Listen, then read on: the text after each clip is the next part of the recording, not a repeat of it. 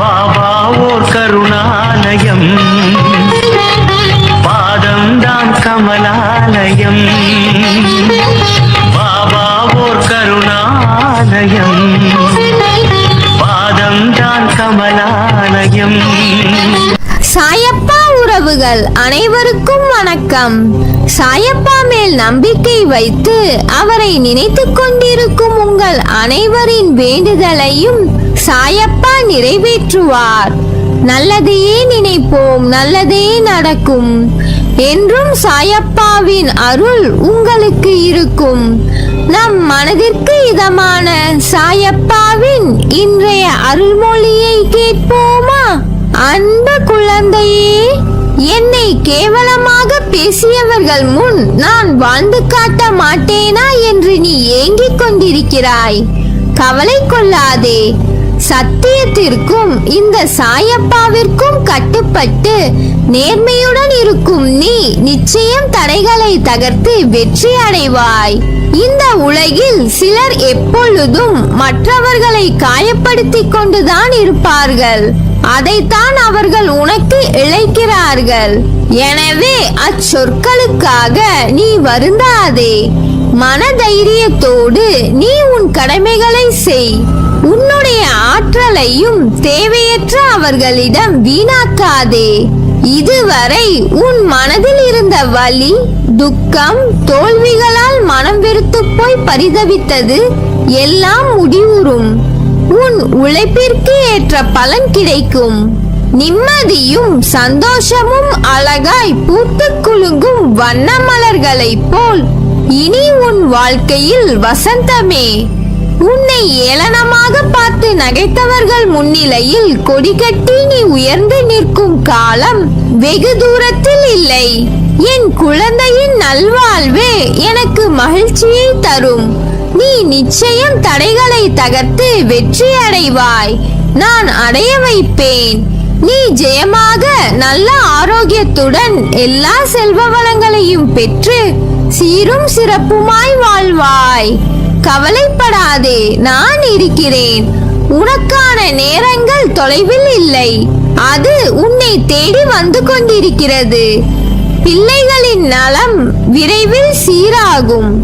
நான் கம்பீரமாக உனது மனதிலும் உனது இல்லத்திலும் அமர்ந்து கொண்டிருக்கிறேன். ஏன் உனக்கு தெரியவில்லையா? மனதில் நினைத்தாலே போதும். தினமும் என்னை பூஜித்தால்தான் உன்னை நான் நினைப்பேனா? இல்லை, யோசித்துப் பார். நீ இன்று இருப்பதை விட இதற்கு முன்பு பல வேதனைகள், மனக்கசப்புகள், உறவுகளுடன் பூசல்கள், ஆசையாசையாய் வாங்கியது கைவிட்டு போனது என பல வழிகளில் நிம்மதியை இழந்தாய். ஏன் தினசரி வாழ்க்கை நடத்துவதற்கு நீ பட்ட கஷ்டங்கள் போதுமப்பா, இந்த வாழ்க்கை போதும் என்று அழுது புலம்பினாய். மறந்துவிட்டாயா? அனைத்தும் நான் அறிவேன். இன்று எப்படி இருக்கிறாய்? தினமும் என்னை பூஜித்தாய். நான் உன்னிடத்தில் வந்து சேர்ந்தேன்.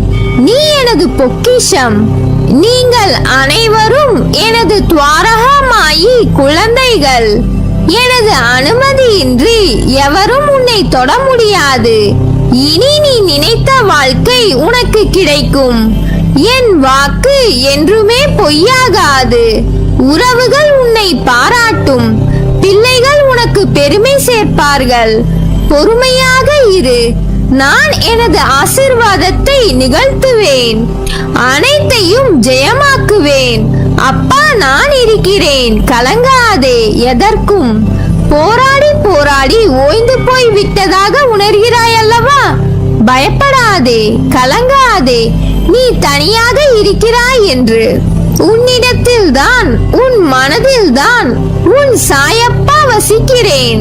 உன் மனதில் உள்ள அனைத்து விதமான வலிகளும் துன்பங்களும் எனக்கு தெரியும். உனக்காக எல்லாம் சரி செய்து கொண்டுதான் இருக்கிறேன். முடிந்த வரையில் ஒரு விஷயத்திற்காக போராடுகிறாய். உன்னால் முடியும் என்று காரணங்கள் தெரியாமலே அந்த விஷயத்தில் சோர்வை சந்திக்கிறாய். இதுதானே உன் மனதில் உள்ள கவலை? புலம்பாதே. புலம்புவதால் எதுவும் மாறப்போவதில்லை. இதற்கு மேல் எப்படி என்னால் உழைப்பை போட முடியும் என்று உணரும் தருவாயில் முடியவில்லை என்ற எண்ணம் தோன்றும். நீ நிராயுத பாணியாய் நிற்பதை போன்று தவித்து மனதிற்குள் புழுங்கிக் கொள்ளாதே. ஏதோ ஒன்று உன் உழைப்பை உயரவிடாமல் தடுக்கிறது. என்னால் முடியாது என்று உணரும் தருவாய்க்கு கொண்டு வந்து விட்டது என்று தோன்றும் நேரம் உன்னுடைய எல்லா பொறுப்பையும் என்னிடம் ஒப்படைத்து விடு. நான் இருக்கிறேன் என்றும் உனக்காக. நான் சுமக்கிறேன் உனக்காக. நீ உன் மனதை பூ போன்று மென்மையாக வைத்துக்கொள். எதுவும் பாதிக்கும் அளவிற்கு உன் மனதை நீ பலவீனமாக்கிக் கொள்ளாதே. மாறுதலுக்கான நடைமுறைகள் தொடங்கிவிட்டது. நீயும் மனதளவில் உன்னை தயார் செய்து கொள். உன் மனநிலையை தெளிவான நீரை போல் வைத்துக்கொள்.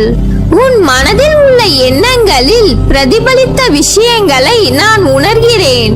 உன் மனதில் உள்ள வழிகளை மறந்து ஓர் யதார்த்தத்தை புரிந்து கொண்டாய். நான் என்ன செய்கிறேன் என்று தெரியவில்லை. ஆனால் எனக்கான ஒரு பாதையில் என் சாயப்பா நடக்க வைக்கிறார். அது கண்டிப்பாக என் குறிக்கோளை அடையச் செய்யும். என்னை காயப்படுத்தி முதுகில் குத்தி நம்பிக்கை துரோகம் செய்தவர்கள் அனைவரிடம் எப்படி நான் நடந்து கொள்ள வேண்டும், எப்படி அதை கடக்க வேண்டும், சகித்துக் கொண்டு போக வேண்டும் என்று என் சாயப்பா சொன்னதை நான் கடைபிடிக்க வேண்டும் என்ற உயரிய நடைமுறையில் உள்ளது உன் நோக்கம். அது நிச்சயம் உன்னை எல்லா விதமான எதிர்மறையான சூழ்நிலைகளை சவாலாக எடுத்து துணிந்து அதை தைரியத்தோடு கடக்கச் செய்யும். ஒரு பழமொழி கேள்விப்பட்டிருக்கிறாயா? தனிமரம் என்றும் தோப்பாகாது. ஆனால் தோப்பில் உள்ள எல்லா மரங்களும் தனிமரம்தான்.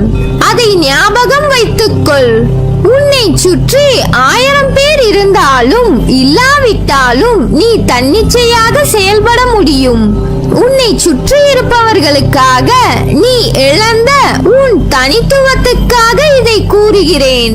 வாழ்க்கையில் வருவதை அனுபவித்து வாழ வேண்டுமே தவிர தேவையற்ற குழப்பங்களை மனதில் சுமந்து கொண்டு தேவையில்லாமல் யோசித்துக் கொண்டு இருப்பதை தவிர்த்து கிடைத்திருக்கும் இந்த வாழ்க்கையை எப்படி போராடி ஜெயிப்பது என்பதை பற்றி யோசித்து வாழ்க்கையில் வரும் மேடு பள்ளத்தை கடந்து எப்படி மீண்டு வருவது, இதை பற்றி யோசித்து வாழ்க்கையில் வரும் இன்னல்களை எதிர்த்து வாழ வேண்டும். நான் சொல்வது அருள்வாக்கல்ல, தெய்வ வாக்கு. விதிக்கப்பட்ட விதியை யாராக இருந்தாலும் அனுபவித்தே ஆக வேண்டும். நான் அனைத்திலும் இருந்து உன்னை பாதுகாத்து வழிநடத்தி செல்வேன். என் அற்புதங்கள் நடந்து கொண்டேதான் இருக்கிறது. அதை நீயும் பார்த்து கொண்டே இருக்கிறாய். உன் துயரங்கள் அகலப் போகிறது. மகிழ்ச்சியாக இரு. எதற்காகவும் எந்த சூழ்நிலையிலும் மனம் தளர்ந்து விடாதே. வஞ்சகம் செய்யாதவர்கள் யார் ஒருவரை காட்டு பார்க்கலாம்? தவறு வஞ்சகம் செய்யாதவர்கள் எவரும் இல்லை. மனதை அலைப்பாய விடாமல் எதை செய்தாலும் என்னிடம் தெரிவித்து பின்னர் அதை செய்ய முற்படு. நான் அதை நடத்தி காட்டுவேன். அனைத்தும் விலகப் போகிறது. பொறுமையாக இரு. உன் துன்பங்கள் அனைத்தும் விலகப் போகிறது. பொறுமையாக இரு. உன்னை வீழ்த்தி பார்க்க நினைப்பவர்கள் மத்தியில் உன்னை பாதுகாத்து நிச்சயம் அனைத்திலும் வெற்றி பெற வைப்பேன். வாழ்க்கையில் புதியது என்பது எவ்வாறு தோன்றுகிறது? நகன்ற பழையது என்பதில்தான் புதியது என்ற விடியல் பிறக்கிறது. முடிந்த ஒரு நிகழ்வின் நுனியில்தான் தொடக்கம் என்பது ஆரம்பமாகிறது. நான் உனக்கு இதை உபதேசிக்க காரணம், உன் நேற்று என்பது முடிந்த ஒன்று. ஆனால் நீ முன்னேறி உயர்வில் செல்ல இன்று என்பது என்பதற்கு நேற்று நீ கண்ட, படித்த, உணர்ந்த பாடங்கள் தான் திறவுகோல். பூட்டிய கதவிற்கு சாவி இருப்பது போன்று உன் பாதைக்கான கதவுக்கு நான் உன் சாயப்பா சாவியாயிருப்பேன். உனக்கு என்னால் கொடுக்கப்படும் சாவி உன் பயணத்தில் உள்ள வெற்றிக்கான கதவுகளை வெளிச்சமாய் திறக்கும். என் வார்த்தைகளை நம்பு, நீ பயப்படாதே. உன்னை நேர்வழியில் திசைப்படுத்துவேன். நீ எல்லா தடுப்புகளை தாண்டி வெல்வாய். நான் இருக்கிறேன் நிழலாக என்றும் உனக்காக. நீ செல்லும் இடமெல்லாம் எப்போதும் உன் சாயப்பா அருளும் ஆசையும் உனக்கு உண்டு. நீ ஜெயமாக இருப்பாய். உன் அம்மாவாக அப்பாவாக என்றும் அரவணைப்பேன். நல்லதே நடக்கும்.